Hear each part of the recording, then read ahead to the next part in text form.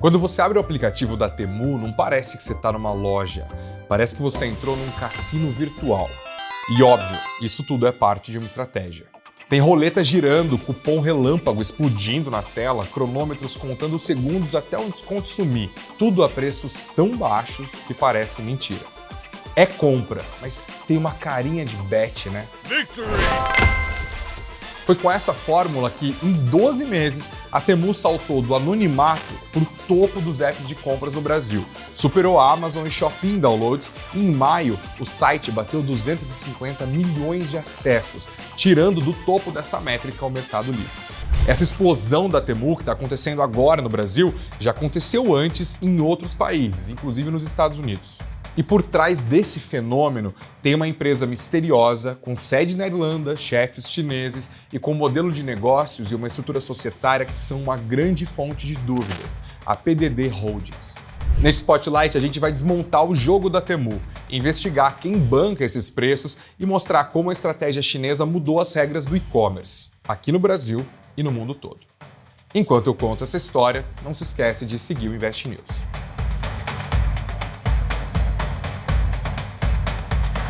O motor da Temu é um modelo de negócios conhecido como Consumer to Manufacture, C2M. O aplicativo cruza as buscas, curtidas e os itens dos carrinhos para prever a tendência de demanda em tempo real. Com esses dados, ela encomenda lotes mínimos a fábricas chinesas que topam margens inferiores às praticadas em marketplaces tradicionais. Em troca, a plataforma ganha acesso direto a consumidores estrangeiros. Esse modelo permitiu que a Temu e a sua controladora, a PDD Holdings, criassem uma operação global a partir do zero, e tudo isso em menos de 3 anos. Assim, ela consegue escala. Um dos pontos centrais na estratégia da Temu é promover uma enxurrada de anúncios. Acho pouco provável que você não tenha sido impactado por propaganda deles nas suas redes sociais ou em algum banner de um site qualquer. E a grana que eles gastam com propaganda não é trivial, não.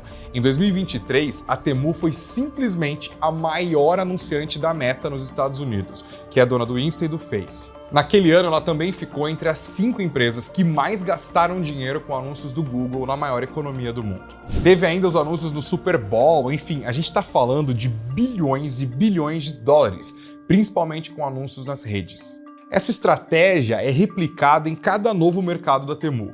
Isso ajuda a explicar aquele número que eu falei aqui no começo, né? Os 250 milhões de acessos brasileiros só no mês de maio. Isso no site, tá? Ainda tem o app. A Temu e os produtos que ela vende são onipresentes na internet. Assim, a Temu consegue acessos. Ah, e tem um aspecto bem nosso que ajuda a entender o apelo da Temu para o consumidor brasileiro. Tem uma oferta inédita, né? No sentido de que ela vende muito produtinho que a gente nunca viu e frequentemente custa ali bem menos do que a gente imaginava que custaria. É uma experiência que você já deve ter tido também com outras plataformas, principalmente asiáticas, como a Shopee, AliExpress e Shein. É uma reação típica de consumidores de países com economias mais fechadas, como o nosso. Aí vem outra parte importante, a gamificação da compra. Comprar na Temu é uma experiência entre a diversão e a ansiedade. Cupons, recompensas, interação constante, aí você vai colocando coisa no carrinho. Essa interação toda é monitorada e usada de maneira inteligente pela Temu. O tempo na página, a hesitação no clique, a taxa de abandono, é o e-commerce levado ao extremo da eficiência algorítmica, o que reduz o chamado custo de aquisição do cliente, que é uma métrica bem importante para varejistas. Assim, a Temu consegue finalmente vender.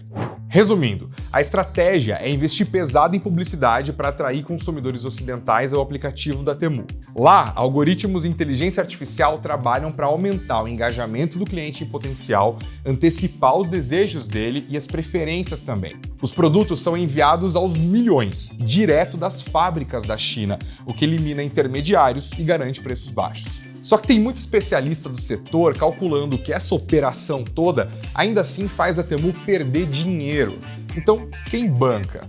É hora da gente falar da PDD Holdings. A dona da Temu é a PDD Holdings, a mesma dona do Pinduoduo, que é um varejista chinês gigantesco que diz ter só na China 900 milhões de usuários ativos. Seria então essa operação chinesa a parte lucrativa do negócio, a que banca o prejuízo com as operações do aplicativo irmão Temu nos outros países. A PDD surgiu em 2015 na China.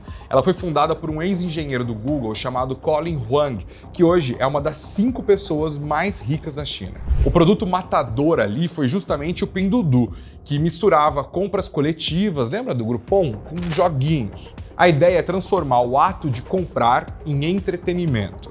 Aí o app explodiu entre os consumidores chineses, especialmente os de renda mais baixa e que moravam em áreas rurais. A PDD chegou a abrir capital na Nasdaq em 2018. E aí a internacionalização começou, em 2022, quando surgiu a réplica do Pinduoduo para outros mercados, a Temu. É isso, 2022. A gente está falando de um fenômeno super recente. Só que essa operação da PDD é cercada de mistério. Oficialmente, a PDD tem sede em Dublin, mas todas as decisões partem de Xangai. A estrutura societária é opaca e confusa, e a PDD opera por meio de entidades registradas em paraísos fiscais, como Ilhas Caimã, e também utiliza estruturas conhecidas como VIEs, com contratos difíceis de rastrear. Eles também não têm CFO desde 2023. Tudo isso dificulta o escrutínio regulatório e a responsabilização legal em caso de controvérsias. Além disso, no dia a dia, os funcionários usam pseudônimos e a empresa terceiriza quase tudo, logística, atendimento, até servidores. O Financial Times fez uma matéria sobre isso no ano passado. Não há dados públicos sobre os resultados financeiros específicos da Temu, os balanços consolidados da PDD também não revelam margens, subsídios ou performance por país. É mistério sobre mistério. Enquanto isso, crescem os alertas regulatórios. Um relatório do Congresso americano classificou a Temu como uma empresa de risco extremo para trabalho forçado. A União Europeia detectou metais pesados em brinquedos vendidos pela plataforma. Em 2023, o Google chegou a remover o app da Pinduoduo da sua loja de aplicativos depois de identificar que versões dele, que podiam ser baixadas fora do Google Play, tinham códigos maliciosos feitos para monitorar os usuários. E tem ainda o impacto ambiental disso tudo, né? Encomendas fracionadas, embarcadas por via aérea, com altíssimo volume de resíduos, com grande parte dos produtos virando lixo pouco tempo depois. A Temu mandou uma nota aqui para o Invest News. Ela diz que proíbe totalmente o trabalho forçado e que os vendedores que atuam com ela precisam seguir um código de ética. Eles rebateram a avaliação de especialistas que dizem que a Temu opera com prejuízo para ganhar mercado, só que eles não apresentaram números que atestem a sustentabilidade financeira do negócio. Eles também disseram que coletam só informações mínimas necessárias dos usuários e que sempre informa, outra aspa, quando há possibilidade de coletar dados adicionais para finalidades específicas, fecha aspas. Para fechar então, vamos falar de Brasil.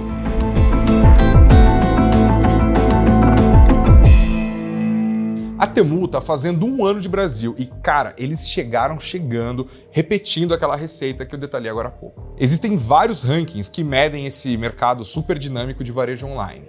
Vários deles mostram que a Temu foi rapidinho lá para cima, brigando com os líderes Mercado Livre, Shopee e Amazon em número de usuários ativos e em acessos. Eu falei com 2 especialistas em varejo brasileiro e eles me ajudaram a entender que a Temu compete mesmo com os outros asiáticos, como Shopee, AliExpress e Shein, porque eles jogam esse mesmo jogo, o de usar algoritmo em tempo real para ajustar a oferta, gamificar a compra e convencer o consumidor a importar itens mais baratos. Só que, claro, a Temu também acaba concorrendo com os players tradicionais daqui, tipo Magalu, Casas Bahia, Amazon, Mercado Livre, e essas empresas estão de olho nessa concorrência crescente e competente. Ao que tudo indica, a Temu ainda está testando as águas do varejo brasileiro. E esse é um momento importante para fazer isso, porque a Temu está sendo muito afetada pelas tarifas que o Trump impôs aos produtos vindos da China. Ou seja, as vendas nos Estados Unidos, que são um mercado gigantesco, estão caindo. E aí ela precisa abrir novos mercados, conquistar novos consumidores. A Temu não inventou o e-commerce, nem o marketing agressivo, nem a gamificação. Mas ela levou tudo isso a um outro patamar, e globalmente, e muito, muito rápido.